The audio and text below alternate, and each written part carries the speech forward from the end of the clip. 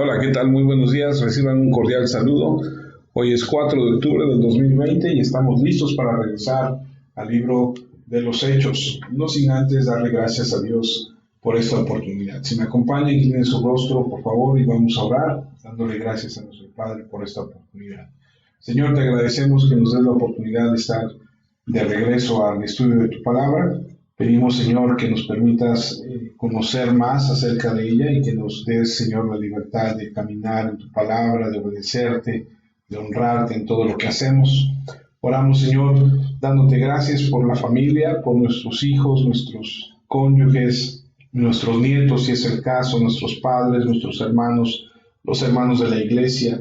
Oramos porque cada uno de nosotros tengamos tu bendición y podamos, Señor, crecer y obedecerte. Te damos gracias porque en medio de esta situación que vivimos a nivel nacional, Señor, tú nos has dado la gracia, el favor, tu misericordia cada día, cada mañana. Nos da, Señor, de ti, nos permite, Señor, tener a nuestra esposa, esposo, nuestros hijos, la casa, la salud, el dinero, la comida, tantas bendiciones, Señor, y te agradecemos tanto. Gracias por tu palabra, gracias por los hermanos. Oramos porque pronto podamos estar juntos una vez más y te pedimos, Señor, que bendigas a cada iglesia, Señor, que se reúne, que escucha tu palabra de alguna forma. Pedimos por los pastores, que los bendigas y los ayudes, los fortalezcas y les des de ti, Señor, que cada uno de los hermanos, Señor, reciba tu palabra con amor, Señor, y la podamos atesorar en nuestra vida. Que la dureza de nuestros corazones, Señor, la dureza de nuestra cerviz que sea quebrantada y podamos obedecerte, Padre. Gracias por este país donde nos permites vivir. Te pedimos por el gobierno federal, el estatal, el municipal. Bendice a nuestros presidentes, a nuestras autoridades con temor reverente hacia ti, para que te honren y te exalten en todo tiempo, Padre. Gracias por tu palabra, Señor, en Cristo Jesús. Amén. Amén. Vamos a entrar al libro de los Hechos y hoy vamos a comenzar con un tema que hemos titulado El reemplazo de Judas. Dios tiene una meta trazada y con la muerte y resurrección de Cristo y su ascensión, la historia de la redención está en marcha. Siempre Dios ha sido puntual. ¿Cuántos saben que Dios nunca llega tarde? Amén. Dios nunca llega tarde. Y mientras fluimos por el libro de los Hechos, hemos establecido el hecho de que la redención ha tenido hasta ahora tres grandes elementos. Permítanme decírselos uno a uno. El primero es que en el Antiguo Testamento está lleno de promesas en lo que es el sí y en el amén en Jesús. Es decir, Él es quien cumple todas. Todo el Antiguo Testamento avanza en la dirección de la llegada de Cristo. Dos, el próximo gran movimiento en la historia redentora son los evangelios. Son los 4 evangelios que hablan de su llegada, de lo que Él realiza y de su partida, que viene a ser el cumplimiento del Antiguo Testamento y describe la obra que Él comenzó. Y 3, llegamos al libro de los Hechos y este es el siguiente gran volumen de la historia de la redención. La obra continúa de parte de Dios mientras los apóstoles predican el Evangelio y establecen iglesias reuniendo a los creyentes y equipándolos para continuar el cumplimiento de la gran comisión. Y esta sección se sigue escribiendo a lo largo de toda la historia humana hasta el regreso de Cristo. Entonces, en la sección que tenemos ante nosotros, en el libro de los Hechos, Lucas nos hace saber que el plan de Dios continúa, prometido en el Antiguo Testamento. El Antiguo Testamento cumplido en Cristo, y Cristo luego promete la venida del Espíritu Santo. El Espíritu Santo viene en el libro de los Hechos, capacitando a los apóstoles y a los posteriores a los apóstoles para cumplir la gran comisión de predicar este Evangelio, reunir a los redimidos en las iglesias y continuar la obra. Cuando llegamos a los versículos 12 a 26, que es la última parte del primer capítulo, llegamos a la situación con respecto a Judas. Y creo que está registrado aquí para que podamos de alguna forma cerrar el ciclo de la vida de Judas. Pero también para mostrarnos que ni siquiera la apostasía más horrenda e impensable de uno de estos 12 apóstoles de Jesucristo puede en ningún sentido retrasar o frustrar la continuación de este gran plan.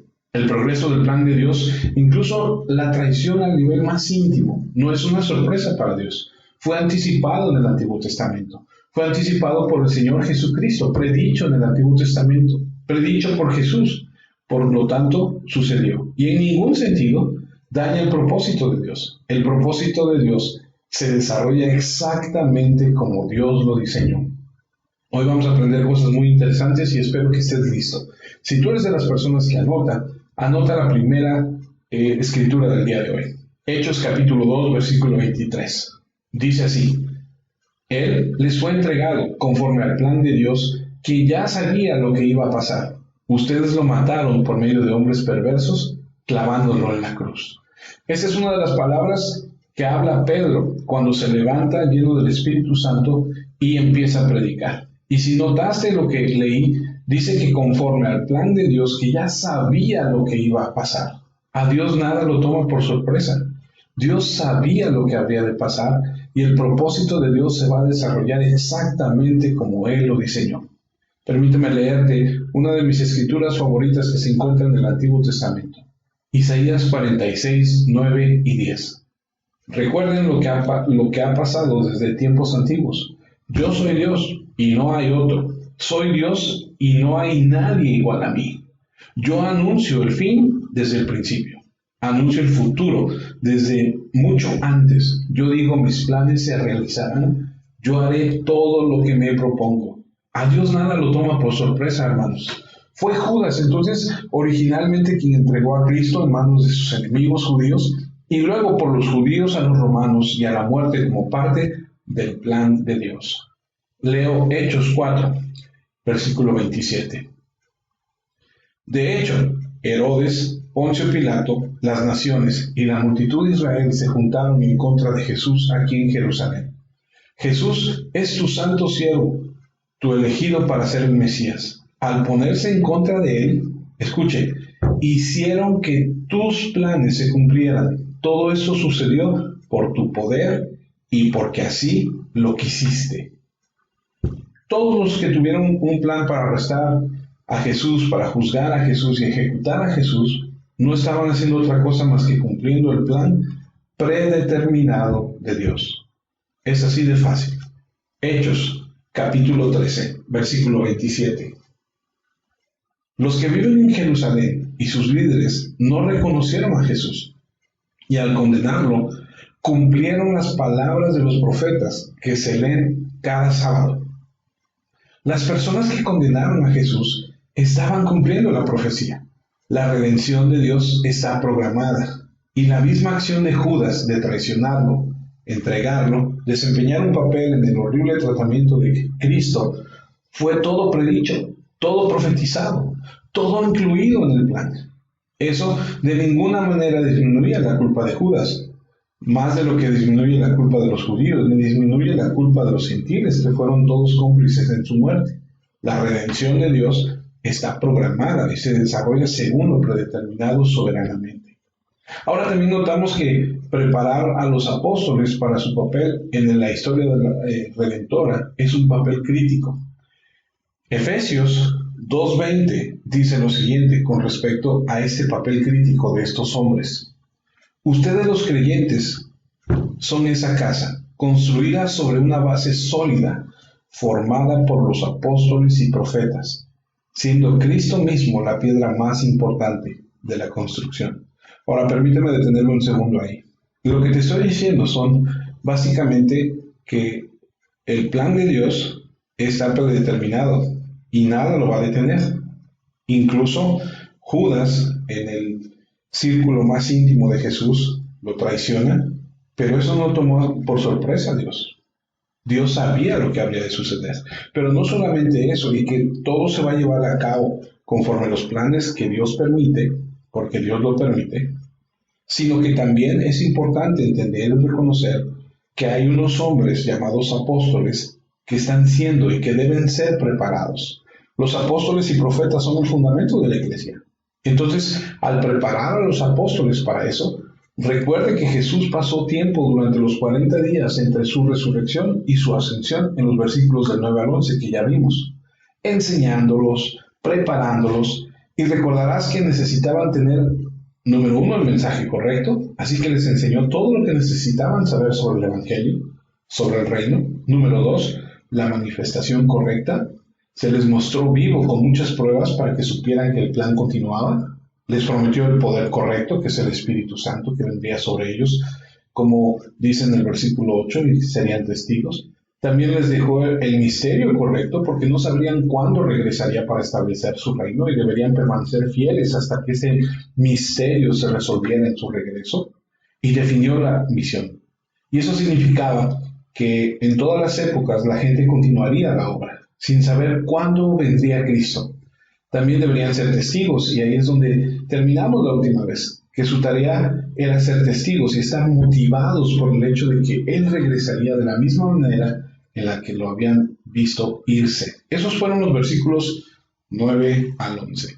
Así que, así terminamos la última vez, y aquí es a donde queremos comenzar, con este reconocimiento de que somos testigos en el mundo, y que tal vez tengamos una nueva comprensión de lo que eso significa. Ahora, hay otro componente que tiene que ser llenado antes de que todo esto comience en el libro de los Hechos. Y estos son los hombres adecuados. Es decir, no podemos ir, y permítame la expresión, ir cortos a lo que sigue. Y en este caso tenemos que cerrar el ciclo de algo que no está completo. El hombre adecuado que falta para ocupar el lugar de Judas. ¿Quién es? ¿Qué pasó? ¿Cómo se llama? Para comenzar, vamos a ir al versículo 12. Y aquí es donde el Señor agrega al hombre final para completar estos 12 apóstoles que serán el fundamento de la iglesia. Si me permites, vamos de regreso al libro de Hechos, capítulo 1, versículos del 12 en adelante. Vamos a ir deteniéndonos y vamos a ir viendo poco a poco qué es lo que está sucediendo. Todavía no entramos a lo que va a ser la nueva etapa de la iglesia. Apenas estamos empezando a formar, a poner las bases de este libro. Hechos 1, versículo 12. Entonces los apóstoles regresaron a Jerusalén desde el Monte de los Olivos, que quedaba más o menos a 1 kilómetro de Jerusalén. Cuando llegaron a Jerusalén, subieron al piso donde se estaban quedando. Se reunieron ahí los apóstoles, Pedro, Juan, Santiago, Andrés, Felipe, Tomás, Bartolomé, Mateo, Santiago, hijo de Alfeo, Simón el celote, y Judas, el hijo de Santiago. Todos ellos se dedicaban con un mismo propósito, a orar junto con algunas mujeres, con María, la mamá de Jesús, y con los hermanos de él. El Señor ha elegido a 12, uno se ha descartado. Recordemos esto, ellos son hombres selectos, es decir, fueron seleccionados. Y el libro de Juan, capítulo 15, versículo 16, nos habla un poquito acerca de esto. Juan 15, 16. Dice Jesús, ustedes no me eligieron a mí, sino yo a ustedes, y les encargué que fueran y dieran fruto. Mi deseo es que su fruto dure. Así el Padre les dará todo lo que pidan en mi nombre. Son los 12 elegidos entre los demás. Nuevamente, tenían que ser testigos presenciales de Cristo. Tenían que ser testigos presenciales de la resurrección y tenían que ser elegidos personalmente por el Señor. Hechos capítulo 10 aclara un poquito más acerca de esto. Hechos 10, versículos 39 en adelante. Dice así, nosotros somos testigos de todo lo que hizo en Judea y en Jerusalén, pero lo mataron, colgándolo en un madero. Sin embargo, Dios lo resucitó de la muerte al tercer día y lo dio a conocer abiertamente, pero no a todo el pueblo, sino solo a los testigos que Dios había elegido para que lo vieran. Nosotros somos esos testigos. Comimos y bebimos con Él después de que resucitó. Jesús nos ordenó anunciar estas buenas noticias al pueblo judío y nos envió para que diéramos testimonio de que Él es el elegido por Dios para ser juez de vivos y muertos. Entonces los apóstoles y los profetas son la primera generación de predicadores. Los mismos apóstoles son testigos oculares de su vida, muerte y resurrección, ordenados para ser los primeros predicadores. Nuestro Señor Jesús los había designado originalmente y luego les asigna esta tarea. Son el fundamento de la iglesia. Los dio a la iglesia. De hecho, el libro de Efesios, capítulo 4, versículo 11, dice esto. Cristo mismo le dio dones a la gente, a unos el don de ser apóstoles, a otros el de ser profetas, a otros el de anunciar la buena noticia de salvación y a otros el de ser pastores y maestros. Posteriormente los evangelistas y pastores tomarán el lugar de estos hombres. Ahora, ese es un llamado de Dios único. Apóstoles, los 12, con la dicción de Pablo después. Y usted dice, bueno, espera un momento, ¿fue Pablo testigo ocular de Cristo resucitado? Porque esto era como un requisito para ser apóstol. Sí, lo vio en la carretera de camino a Damasco, allá en el libro de Hechos, capítulo 22, versículos 13 en adelante, que si Dios nos da vida y nos permite, lo veremos por allá del 2021, ¿no? Si Dios permite. Pablo se agrega a los 12 como un apóstol adicional en un momento posterior. Entonces Dios determina que el comienzo de esta primera generación de predicadores serán estos testigos oculares elegidos. Les regala el don, les da dones. Porque acuérdate que dijimos hace algunas semanas atrás que en ese momento la única escritura que existía era el Antiguo Testamento. Y que la única forma de predicar el reino de Dios, lo que Jesús había dicho, lo que Jesús había enseñado, era ser como Cristo. Y para que la gente creyera que estos hombres venían de parte de Dios, tenían que tener algo distintivo, había que tener algún diferencial. Era algo que tenía que marcar. Y entonces el Señor les permite tener señales, prodigios, dones, milagros. Y dice 2 Corintios 12, con las señales, milagros y maravillas que he hecho, les he mostrado pacientemente a ustedes que soy un apóstol. Está hablando el apóstol Pablo. Esa es la versión palabra de Dios para todos. Pero si me permites leerte la versión 1960 de Reina Valera, vas a escuchar lo siguiente. Escucha, con todo, las señales de apóstol han sido hechas entre vosotros en toda paciencia por señales, prodigios y milagros. ¿Por qué tienen la capacidad de hacer estos señales y prodigios? Para que puedan validar que son los verdaderos representantes de Dios, por las señales que hacen. Esto es sumamente importante, porque mucha gente se autodomina apóstol, mucha gente se autodomina apóstol y profeta, pero si tú estudias la Escritura, dice que estas señales, estos prodigios, estos milagros, estos dones le pertenecen a los apóstoles. Y bueno, no es el tema y no nos vamos a meter mucho en eso, pero alguno de los requisitos era haber visto, haber estado ahí presente y haber sido elegido por Cristo mismo. Pero continuemos, porque el tema realmente aquí es, número uno, entender esto, pero también entender que entre este grupo de hombres hubo uno que es el traidor, que es Judas. Pero si notaste con atención, no está incluido en los nombres que se dan en el versículo 13. Ya está desenmascarado a esta altura. Ya está fuera de la escena.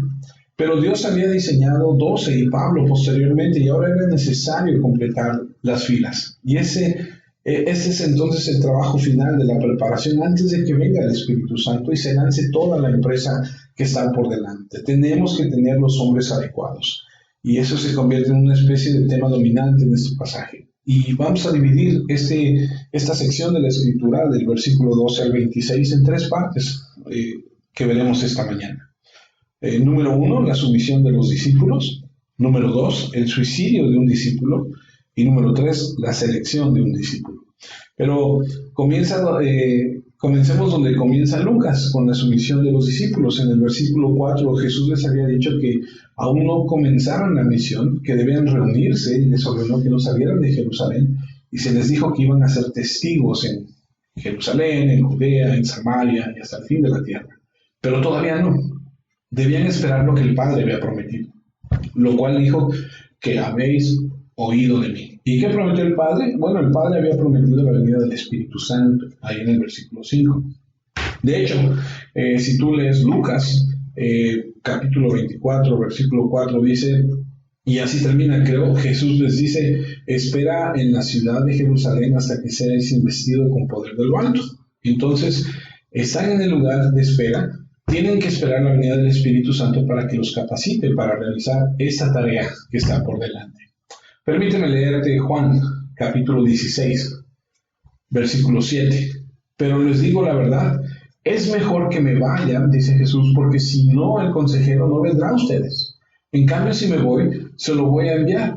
Cuando Él venga, demostrará a los del mundo que están equivocados en cuanto a quién es el pecador, en cuanto a quién recibe la aprobación de Dios y en cuanto al juicio. Demostrará que los que no creen en mí son los pecadores. Así que no vayas a ningún lado todavía. Espera el Espíritu Santo. Y si pusiste atención a lo que acabo de leer ahí en Juan 16, te darás cuenta que el Espíritu Santo es el que viene y demuestra, el que enseña, el que te permite conocer. Y entonces es importante que venga el Espíritu Santo, nos enseñe para poder nosotros ir a hacer lo que está por delante. Eso es lo que está diciendo. El libro de Lucas termina de esta manera: y después de adorarlo regresaron a Jerusalén con gran gozo, estaban continuamente en el templo alabando a Dios, y entonces están en espera. El versículo 12 recoge la historia ahí mismo y dice: regresaron a Jerusalén desde el monte llamado de los Olivos, donde Jesús había ascendido al cielo. Y así termina Lucas. Y así comienza Hechos, que está en sintonía. Creo que es interesante que todo esto esté ahí, donde nos dice que está cerca de Jerusalén, a un día de reposo, porque si esto está escrito para los judíos que vivían en la tierra de Israel, la verdad es que no necesitarían toda esa información, porque digo, si tú eres del pueblo, pues tú sabes dónde está, ¿no? Tú sabes que está aquí cerca, dices, sí conozco el cerro, sí conozco la montaña, sí sé a qué distancia está. Todos los que vivían en Israel sabían exactamente dónde estaban. No necesito toda esa explicación geográfica. Entonces, lo que nos indica esta narración es que quien estaba recibiendo esta carta necesitaba esa información porque no la conocía. Y sabemos, porque lo leímos al principio del libro, quién era. Era Teófilo, un hombre gentil, de noble responsabilidad y una ubicación intelectual en la estructura social. Así que fue desde ese lugar que Jesús ascendió y le está explicando a este Teófilo, por lo que asumimos que este hombre no estaba o no conocía. Y luego desde ahí dice que regresaron a Jerusalén. Me regreso al libro de Hechos, capítulo 1, versículo 13, donde dice: cuando llegaron a Jerusalén, subieron al piso donde se estaban quedando. Se reunieron ahí los apóstoles Pedro, Juan, Santiago, Andrés, Felipe, Tomás, Bartolomé, Mateo, Santiago, hijo de Alfeo, Simón el celote y Judas el hijo de Santiago. Todos ellos se dedicaban con un mismo propósito a orar junto con algunas mujeres, con María, la mamá de Jesús, y con los hermanos de él. Ahora, hay quienes creen que es el mismo aposento alto donde se reunieron para la Pascua. Si es así, si es la misma habitación donde el día de la resurrección estaban todos reunidos con miedo y apareció Jesús, y puede ser que haya sido así. Hay algunas cosas muy emocionantes sucediendo en esta habitación. Así que volvieron a este aposento alto. Sea el mismo o no, están reunidos en un lugar esperando. Hay 12 de ellos, como dice ahí en el versículo, y recuerdan, y ahí lo puedes notar más de cerca, no menciona a Judas porque Judas está ausente. Averiguaremos qué pasó con él más tarde, pero primero necesitamos saber quién está ahí. Judas, dicho sea de paso, el hijo de Santiago es un Judas diferente, que estaba ahí. ¿Y qué está haciendo ahí? Bueno, estaba esperando con los que están esperando, porque si tú lees con atención, dice Pedro, Juan, Santiago, Andrés, Felipe, Tomás, Bartolomeo, Mateo, Santiago, hijo de Alfeo, Simón el celote y Judas, el hijo de Santiago. Pero no es el Judas Iscariote, es otro. Pero también había unas mujeres ahí. ¿Y quiénes eran estas mujeres? Bueno, dice, todos ellos se dedicaban con un mismo propósito a orar junto con algunas mujeres, con María, es decir, la única mujer que nombra es María, pero dice que hay algunas mujeres, la mamá de Jesús y con los hermanos de él. Ahora, si tú vas a Mateo 27:55, puedes tener una idea de quiénes son estas mujeres. Mateo 27:55 dice: muchas mujeres estaban viendo desde lejos. ellas habían seguido a Jesús desde Galilea para tenerlo. Entre ellas estaba María Magdalena, María, la mamá de Santiago y José, y la mamá de los hijos de Zebedeo. Estos hijos de Zebedeo son esos famosos hijos del trueno. Son Juan y Santiago. Santiago también es conocido como Jacobo. Estos dos son primos, son parientes de Jesús. Entonces están ahí los primos, ¿no? Son aquellos que se acercaron para pedir que uno se sentara a la derecha y el otro a la izquierda, ¿se acuerdan? Si estuvieran en Veracruz, estos son parientes. ¿Qué opari? Estos son de la familia, son familiares y están ahí también esperando, ¿no? Todas las mujeres que estaban alrededor en el momento de la muerte de Jesús, todas las mujeres que creyeron en él, que lo siguieron, y luego no solamente estaban estas mujeres, sino también estaban los hermanos de Jesús. ¿Y cómo sabemos de sus hermanos? ¿O qué sabemos de los hermanos? Lo que sabemos es que antes de que esto pasara, donde estamos ubicados en la historia, es que al principio ellos no creían en él. Dice Juan 7:5, es que ni siquiera sus hermanos creían en él, hablando de Jesús. No creían en él. Santiago, José, Simón o Simeón y Judas. Santiago estaba ahí, por cierto, no es un apóstol, él es el hermano de nuestro Señor. Estaba Pedro, Santiago y Juan, esos sí eran apóstoles, pero este Santiago y Juan, que son los primos de los que te menciono, que son los parientes, no es el mismo Santiago del que te estoy hablando. Este Santiago es el hermano de nuestro Señor, y que, por cierto, a este hace una mención muy específica. Pablo se le apareció de manera personal. Entonces, antes de continuar, déjame nada más aclarar algo. Santiago y Juan, los hijos de Zebedeo, son parientes de Jesús. Son dos personas completamente diferentes. Santiago es hermano de Juan, y cuando menciona al otro Santiago, está hablando de el hermano del Señor. Entonces, para no hacernos aquí bolas, y 1 Corintios 15:7 nos habla Pablo, que dice: luego Cristo se apareció a Santiago y de nuevo a los apóstoles. Entonces aquí vemos que se le apareció de manera personal. La aparición de Jesús a Santiago después de la resurrección, sin duda, fue lo que llevó a Santiago a la fe en su medio hermano. La conversión de Santiago probablemente condujo a la conversión del resto de los hermanos, porque Santiago luego se convierte en el jefe de la iglesia de Jerusalén y escribe esa maravillosa epístola que tú encuentras en la Biblia, que tiene por nombre Santiago. Otro de los medios hermanos es de Judas, escribe la epístola de Judas, que también está en la Escritura, que es el penúltimo libro de la Escritura.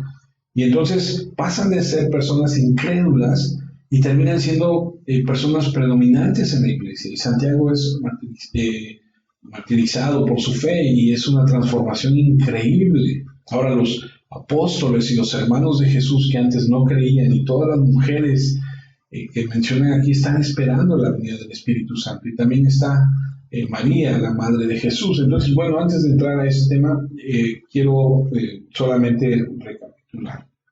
Santiago y Juan son hermanos, y ese Santiago es totalmente otra persona. Dice la historia que ese Santiago, hermano de Juan, fue el primer mártir de la iglesia, y lo mataron a espada. Pero Santiago, el del que estamos hablando, es el medio hermano de Jesús. Fue el jefe de la iglesia en Jerusalén, fue el que escribe el libro de Santiago, y son dos personas completamente diferentes. Y entonces regresamos a donde dice que también está María, la madre de Jesús.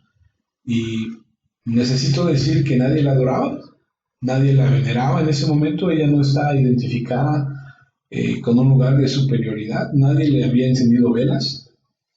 No, se estaban dedicando continuamente a la oración, por lo que es probable que estén de rodillas, lo que también se indica porque en el versículo 15 dice que Pedro se puso de pie.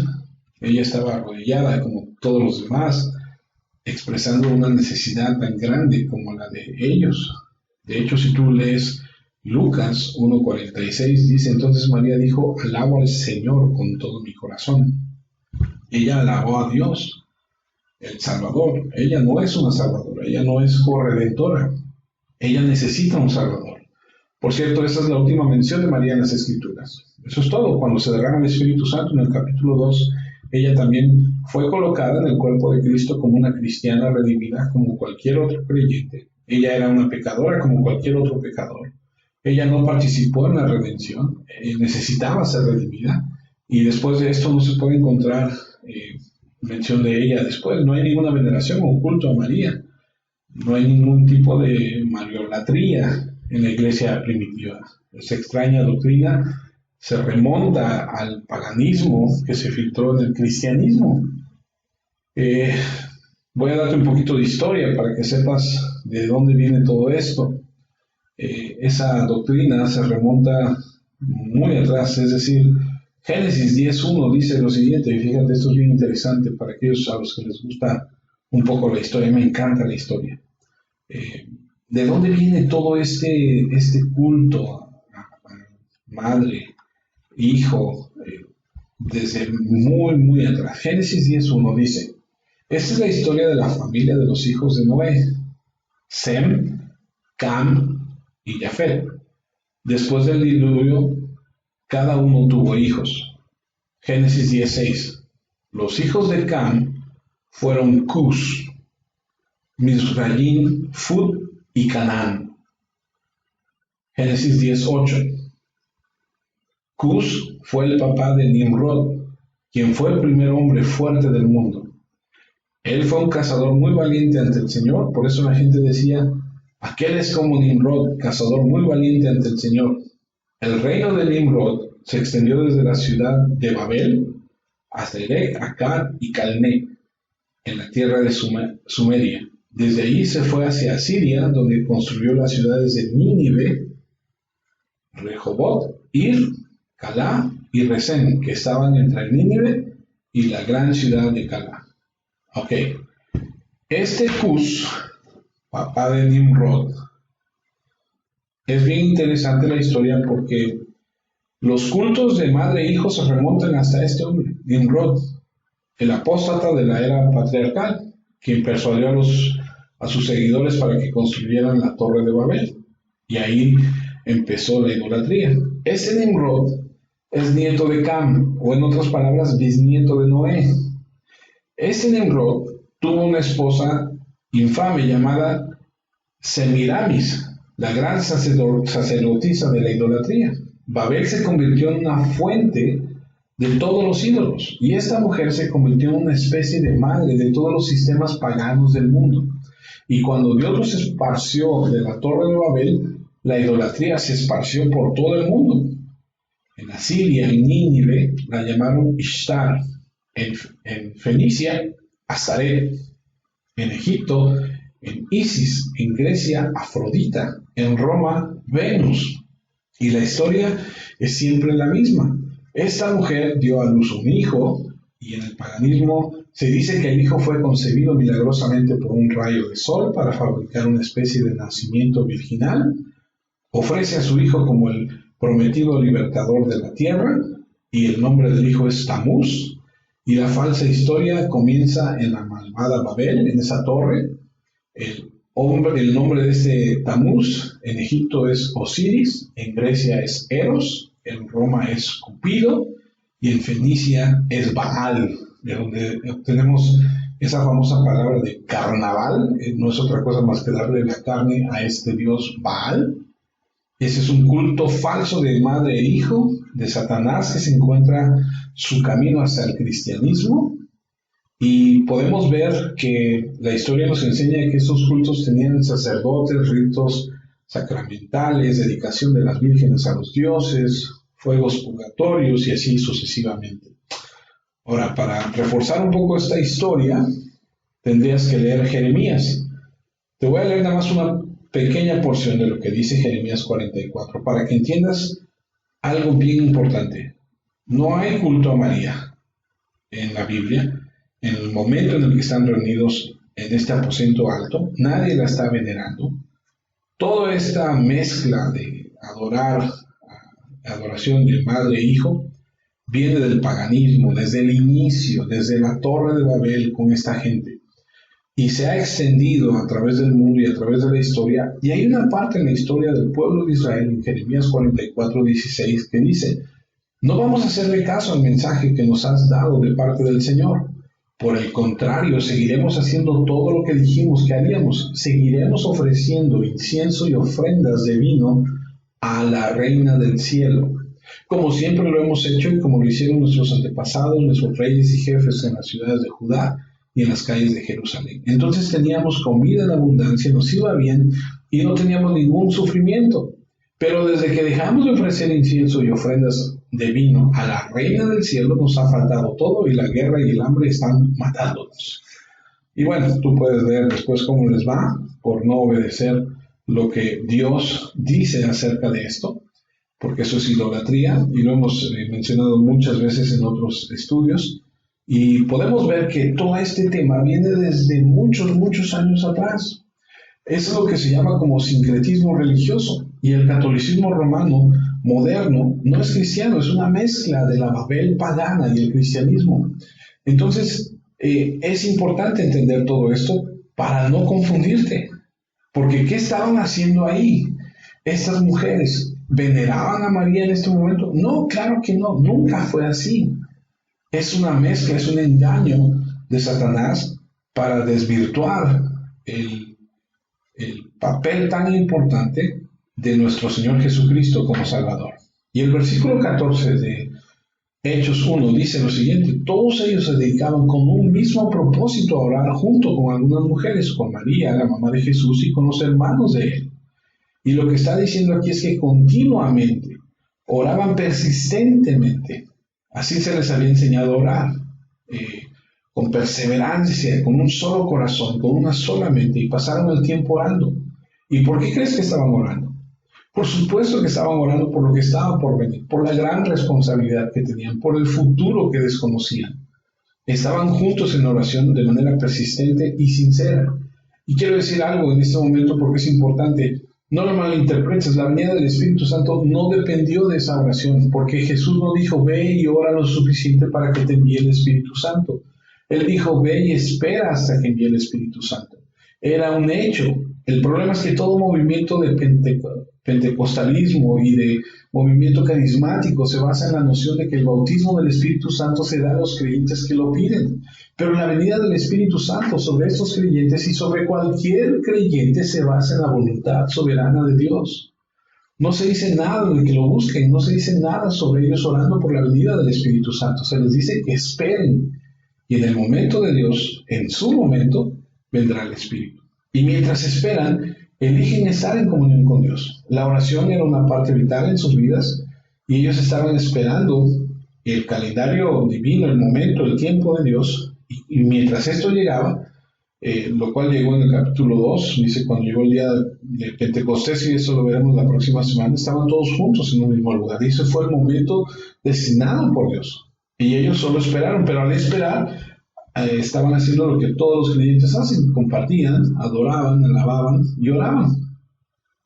Y en ese escenario, en el versículo 15, Pedro se pone de pie en medio de los hermanos y hay una reunión de unos 120 personas que estaban ahí. Y eso podemos ver más adelante. Dice el capítulo 2:1 que cuando llegó el día de Pentecostés, todos estaban reunidos en un mismo lugar. Y este podría definirse como un pequeño comienzo para poder llegar a todo el mundo. Y supongo que la mayoría de los pastores pensaríamos que 120 personas no harían mucho, pero no en este caso. Este pequeño grupo se sometió al Señor y esa es la gran diferencia. Hicieron exactamente lo que les dijo que hicieran, exactamente lo que se les dijo que hicieran. ¿Por qué? ¿Por qué digo esto? Bueno, en primer lugar digo que tal vez como pastor 120 personas puede sonar muy poco, porque ahora actualmente la gente, ¿cómo lo puedo decir? Interpreta el éxito con mucha gente. Me acuerdo mucho que al principio de cuando iniciamos la iglesia, alguien me decía: no, este lugar donde estamos es muy pequeño, necesitamos rentar un lugar grande para que vengan 5,000 personas y tengamos 3 reuniones. Y yo pensaba dentro de mí: híjoles, y con los poquitos que hay, es bastante difícil que obedezcan, que hagan caso, que crezcan. Imagínate cómo controlamos 5,000 personas. Es decir, la interpretación del éxito cristiano no se basa en números. Y lo podemos ver aquí, 120 personas iniciaron la iglesia y llevaron el evangelio al mundo. No es el número, es la disposición de tener ese corazón de obedecer lo que Dios dice. Ahora, ¿por qué digo que empezaron a hacer exactamente lo que se les pidió que hicieran? Porque no siempre fue así. Se les dijo que fueran a Galilea antes de su ascensión y que esperaran y no esperaron. Se regresaron a sus oficios anteriores, pero esta vez sí se someten. Y aquí podemos ver lo que dijimos al principio de los 3 puntos, que uno de esos 3 puntos era precisamente la sumisión de los discípulos. Y entonces, de esta forma llegamos al segundo punto. Y espero que hayas entendido todo lo demás. El segundo punto es el suicidio de un discípulo. Versículo 16. Hermanos míos, eso es la venida. Recibe este poder de lo alto. ¿Y qué marca la diferencia? Bueno, lo que hizo pasar a Pedro de ser un cobarde a ser un predicador poderoso es la venida del Espíritu Santo. Eso es indudable. Porque incluso antes de que venga el Espíritu Santo, y en lo que vamos a leer después, Pedro, te acordarás que le dice a Jesús, no, Señor, que no mueras, no acontezca tal cosa, ¿no? Que no vamos a permitir que mueras. Y Jesús le dice, apártate de mí, Satanás, porque Pedro no conoce las Escrituras. Y ahora vemos que Pedro se levanta y empieza a hablar con poder, con denuedo, con autoridad. Pero no solamente esto, sino que Pedro anteriormente decía, no, Señor, que no mueras. Y Jesús le dice, apártate de mí, Satanás, porque Pedro no ha entendido Isaías 53, el Salmo 22, Zacarías 12, ignoró durante toda la vida el ministerio de Jesús, lo que habría de venir a ser Jesús, la incapacidad de conectar lo que estaba sucediendo con el Antiguo Testamento. Y esto es algo bien importante, porque una vez que el Espíritu Santo viene a nuestras vidas, trae una revelación, quita la venda espiritual de los ojos y te permite ver, y te permite conectar, y te permite darte cuenta de lo que antes no sabías. Y podemos entender que Pedro ha entendido ahora y está lleno del Espíritu Santo. Y vemos que durante estos 40 días de instrucción que realmente comenzaron el día en que él se levantó de entre los muertos y les empieza a explicar a los que van camino a Maús y a los que se reúnen, les abre el Antiguo Testamento, les explica de Moisés, de la ley, de los profetas, de los escritos sagrados, y entonces conectan todos los puntos de las profecías del Antiguo Testamento y el cumplimiento en el Nuevo Testamento que él logró, y lo entienden. Ahora saben el Antiguo Testamento profetizado de todo lo que dice acerca del Mesías, de la muerte, de la resurrección. Incluso hablan de David, del salmista, sobre Judas. Porque el Salmo 41:9 dice, hasta mi mejor amigo en quien yo confiaba, con el que compartí mi comida, se puso en mi contra. Y Pedro hablando dice, hermanos míos, tenía que cumplirse lo que el Espíritu Santo dijo en la Escritura. Él habló a través de David acerca de Judas, el que guió a los que arrestaron a Jesús. Entonces ahora vemos a Pedro entendiendo lo que David había hablado de la traición. Jesús sabía que Judas se decía amigo, y Dios no hizo que Judas hiciera lo que hizo. Dios planeó a Judas en ese plan redentor, pero se le permitió ser un apóstol para desempeñar un papel, y ese papel fue crucial para lo que Dios estaba logrando a través de Cristo. Y todo el mundo en esa situación, en la redención, llegó a ser algo ordenado por Dios. Es decir, Anás, Caifás, Pilato, Herodes, todos tenían un papel y encajaron perfectamente de alguna manera. Juan 17:12 dice que mientras estuvo con ellos los protegí, ninguno de ellos se perdió, excepto el hombre que estaba destinado para la destrucción. Sucedió así para que se cumpliese lo que dicen las Escrituras.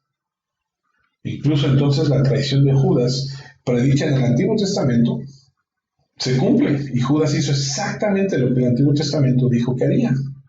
Asombroso. Tomando sus propias decisiones, operando en su propio reino, caído de la libertad, hizo exactamente lo que su malvado corazón quería hacer. culpable él mismo. Y sin embargo, se cumplió el propósito de Dios de manera exacta. Asombroso cómo los pecadores piensan que al no venir a Dios de alguna manera operan en libertad. No lo hacen, nadie lo hace. Las libertades de todos están dentro del poder soberano, el propósito y la providencia de Dios.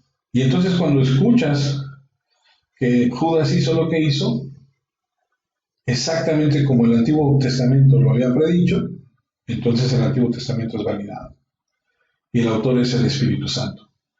Entonces el versículo 17 de Hechos 1 dice: Judas era uno de nosotros y tenía parte en nuestro trabajo.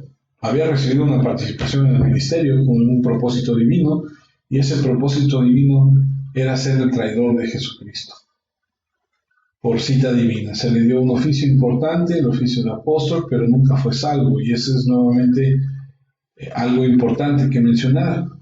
Mucha gente puede estar sin ser. No sé si me explico. Mucha gente en la iglesia que dice ser y no lo es. Ten cuidado, si tú eres uno de ellos, arrepiéntete y regresa y pídele a Dios misericordia y pídele a Dios que te permita ser.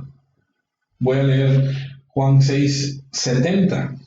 Jesús les respondió: ¿acaso no los elegí a ustedes 12? Sin embargo, uno de ustedes es diablo. Jesús se refería a Judas, el hijo de Simón Iscariote, uno de los 12, quien lo iba a traicionar. Todo fue profetizado.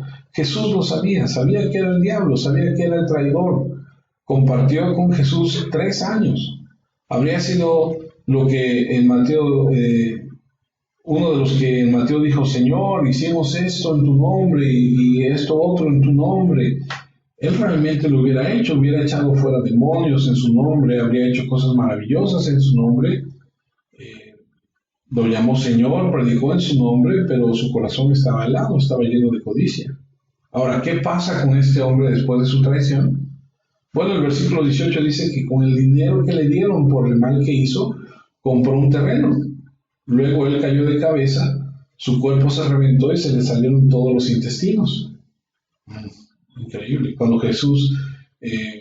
cuando Judas regresa a devolver el dinero a estos líderes de Israel, porque se siente abrumado, cuando intenta devolverlo, tomaron el dinero los líderes y adquirieron un campo con el precio de su maldad, un terreno que se usaría para enterrar extraños con este dinero ensangrentado, y aparentemente fue a ese lugar y trató de ahorcarse y el nudo no aguantó, o la cuerda se rompió, o la rama se rompió y él cayó y se abrió por la mitad y le brotaron los intestinos.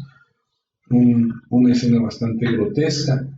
Dice el versículo 19 y 20 de Hechos 1: cuando los habitantes de Jerusalén lo supieron, le dieron a ese terreno el nombre de Alcedama, que en su lengua significa campo de sangre. Y el versículo 20 dice: Pedro continuó: en el libro de los Salmos está escrito que a su hogar no se acerque nadie y que allí no viva nadie. Y también está escrito: dejen que otro tome su puesto. Y puedes ver que hay 2 profecías en este pequeño versículo, y está hablando Pedro, y Pedro, que antes decía otras cosas, ahora conoce y entiende los salmos y entiende las escrituras. Y eso nos lleva al tercer y último punto de esta mañana: la selección de un discípulo.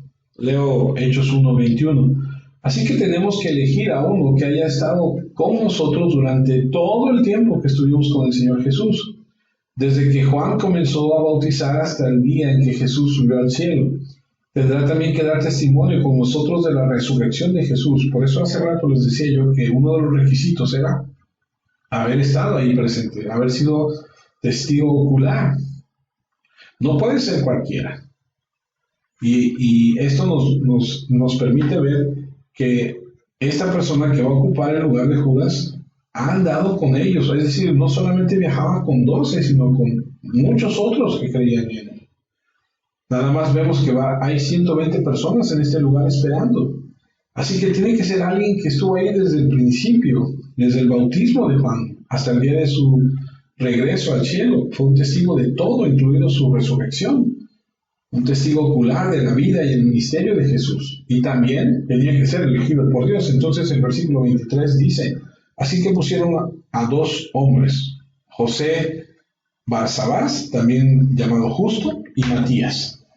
Entonces oraron: Señor, tú conoces el corazón de todos, muéstranos cuál de estos dos es tu elegido, para hacerse cargo del trabajo de apóstol que Judas dejó para ir a donde pertenecía. Señor, muéstranos quién debe tomar su lugar como apóstol. Entonces lo dejaron a la suerte, y la suerte cayó en Matías. Desde ese momento fue apóstol junto con los otros 11. Ahora, esa es una de las formas en el pasado en el que Dios revelaba su voluntad. Ahora el apóstol está completo, y cuando me refiero a cómo revelar su voluntad es a la suerte. ¿Cómo lo hicieron? No lo sé, no lo explica. Pero era una de las formas en que en la antigüedad se hacían las cosas. Y cayó sobre Matías. Y bueno, hay un registro histórico sobre él, conocido en la historia. No está en la escritura, por supuesto, pero Matías predicó en Judea, luego predicó en lo que hoy es la República allá de Georgia, allá por el Mar Negro, en una parte de la Unión Soviética, o lo que fue la Unión Soviética, y según cuenta la historia, predicó allá cerca del Mar Negro y con tanta pasión y fuerza y eficacia que al parecer eso pudiera decir que la gente se convirtió, pero la verdad es que lo apedrearon hasta que lo mataron, ¿no? Y tuvo un final como casi todos los demás apóstoles. Dicen algunos historiadores que si incluso vas por aquella zona del mundo, encontrarás una marca en las ruinas de una fortaleza antigua romana, a donde está su nombre grabado, Matías, y se cree que esa fue su tumba. No sabemos más de él, no sabemos más que fue un apóstol junto con los otros 11. Alguien por ahí, algún historiador nos dice de esto, que predicó por aquella región del mundo y que hay por ahí algún lugar donde está grabado su nombre y se cree que ahí es su tumba. Y eso es todo lo que sabemos de él. Pero lo que aprendimos es que ahora hay un nuevo integrante y ahora tenemos todo lo que se necesita para que venga el Espíritu Santo. Y si Dios nos da vida y nos permite, la próxima semana conoceremos el inicio de la iglesia. Interesante. Y vamos a iniciar, si Dios nos da vida y nos permite, el capítulo 2 del libro de Hechos. Espero que podamos atesorar lo que hemos aprendido y podamos crecer en el Señor. Oremos.